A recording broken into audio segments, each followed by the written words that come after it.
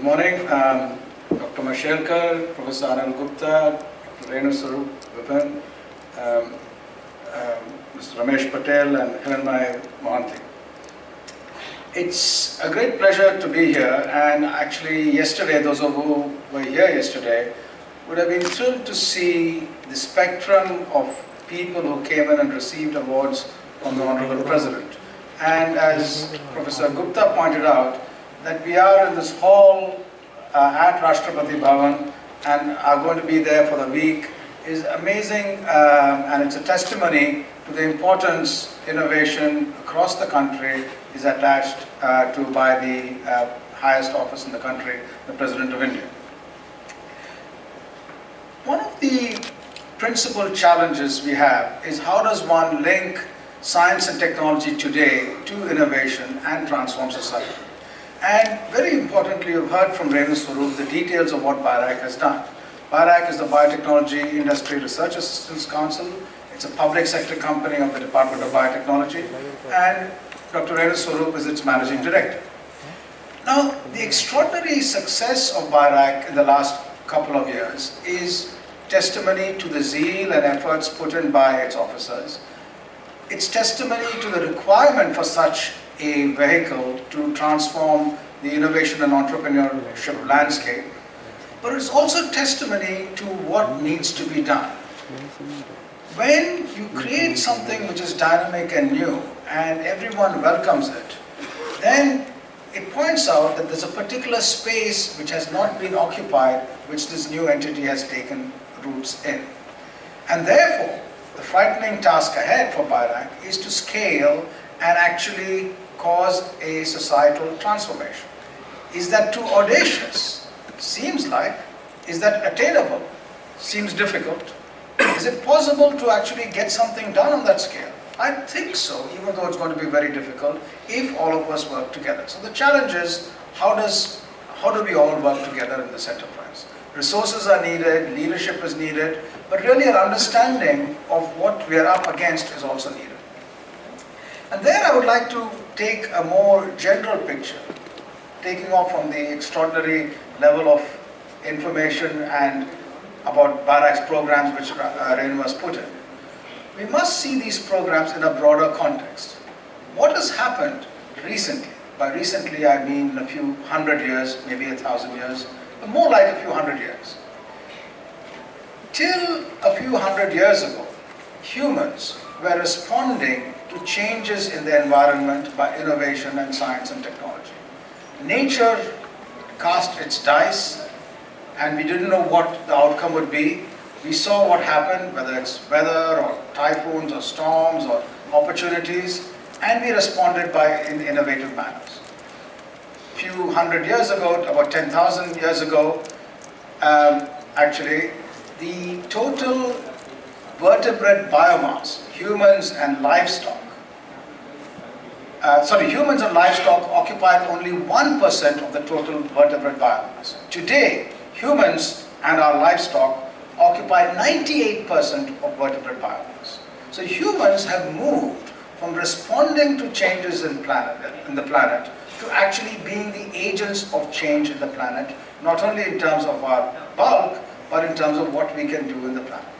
So natural selection, to which we had responded historically in Earth timelines, is no longer the driving force for change in the planet. It's humans. Humans wreak change in manners for good and for bad in dramatic ways. And what does this mean? It means in terms of the way we respond. We are not any longer responding to something which someone else does and that feeds back into us, but we are feeding forward into change in the planet.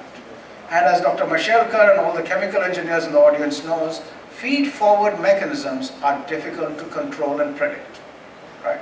And they are inherently, potentially, greatly unstable. So humans have an extraordinary responsibility today in this world which we are transforming to actually address what we are doing and see that it is actually for the good, not only for our small ecosystem, not only for our country, but for the planet as a whole, right?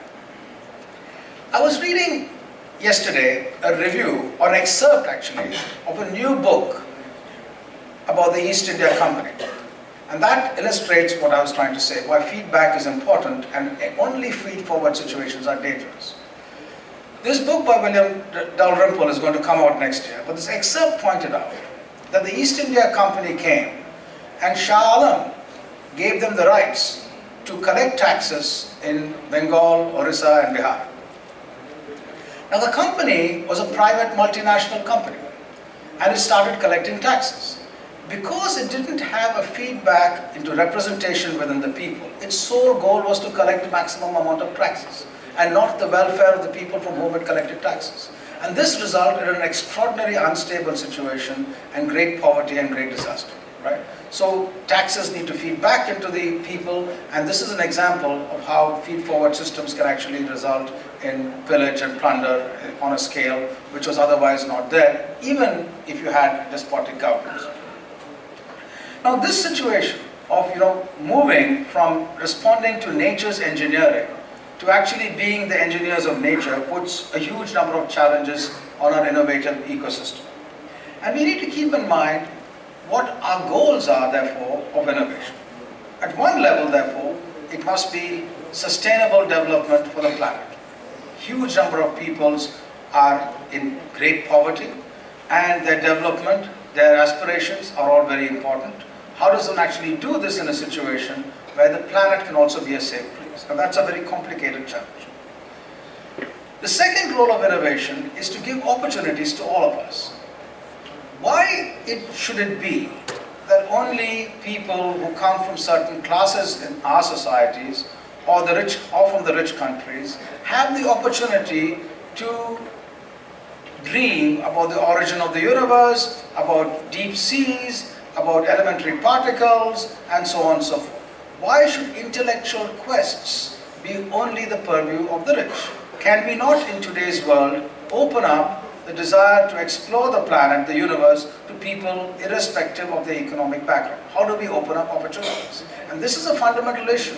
And it's a fundamental issue because there is, a hidden, unintended view that somehow intellectual quests are for those who have money, and for the others, they need to work on bread and butter and housing and electricity and water, right? And that is completely incorrect.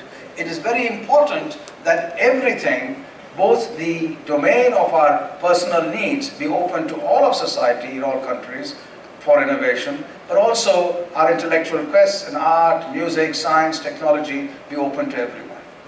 I was once, many, many years ago, at the Indian Institute of Science at a meeting where people from the whole of science representatives from Latin America, Africa, and Asia were discussing about science in the South. And one well-meaning professor mentioned that, search for elementary particles, new elementary particles, and so on, should be the purview of rich countries, whereas scientists in Africa should focus on solving their local problems.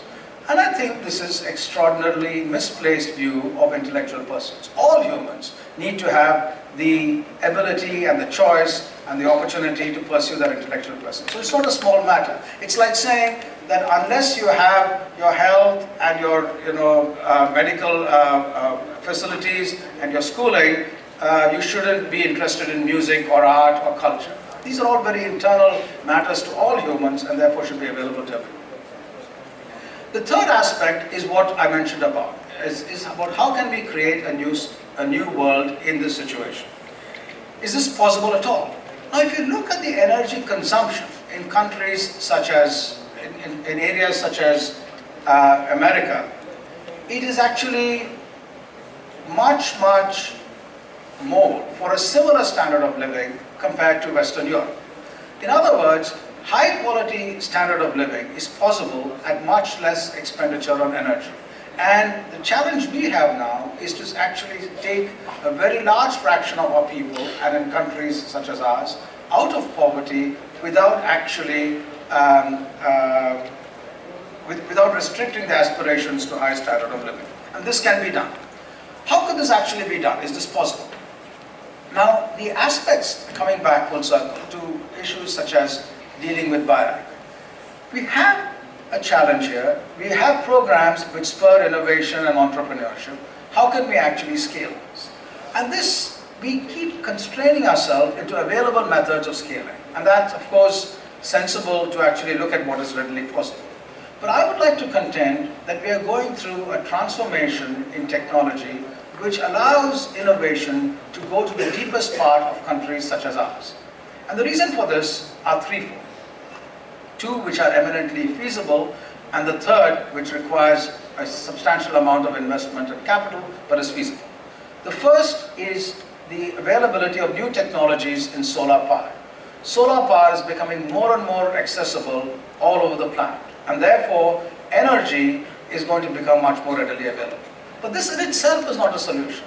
Energy typically means that you get DC from solar power, then what you do is you actually convert it to AC to put it on the grid, because all your appliances are AC, and then if you actually, so at home if you want to use solar power directly, you need to have what's called an inverter then to get actually AC back. And this is extraordinarily wasteful. But in the last decade or so, there's been a revolution in power electronics which allows DC appliances to be of reasonable power, and therefore allows you to take solar power and actually use it directly in appliances of all kinds, LED lights, small power devices, and so on and so forth. And this kind of a situation actually is revolutionary. So combining solar power and combining that with the revolution in power electronics and new appliances allows the access across poor parts of our countries which are off the grid to actually have power and resources. This could potentially transform innovation and industry over there. If, in addition to this, and this is the big if and the big challenge, if there were roads accessible to villages, then components can actually be manufactured in villages and be transported elsewhere, right? This has happened many, many years ago. Those of you who remember the transistor radio and used to listen to cricket commentaries there, the different parts of a transistor radio were made by women in villages and put together on this board, and this board used to go from village to village, and this resulted in a village industry which actually finally made up the product. Today's industry is much more complicated, yet if the access of roads, the availability of power, the availability of internet communication can actually connect the village without destroying village life in a manner to the highest end of technologies. If village panchayats could actually get together and lease land to small industry to function in this manner, which are powered by solar power with DC appliances, connected by roads to the neighboring villages or to towns, we could actually have a transformative ecosystem. This is a phenomenal challenge. It's not easy, but it's exactly these kinds of challenges, breaking through from what we have started in organizations such as BIRAC and Shrishti, provide tremendous opportunities. So I'd like to end here with the thought that there are many exciting challenges ahead. Even though the problems seem huge, the solutions also are tractable with enthusiastic people such as you. Thank you.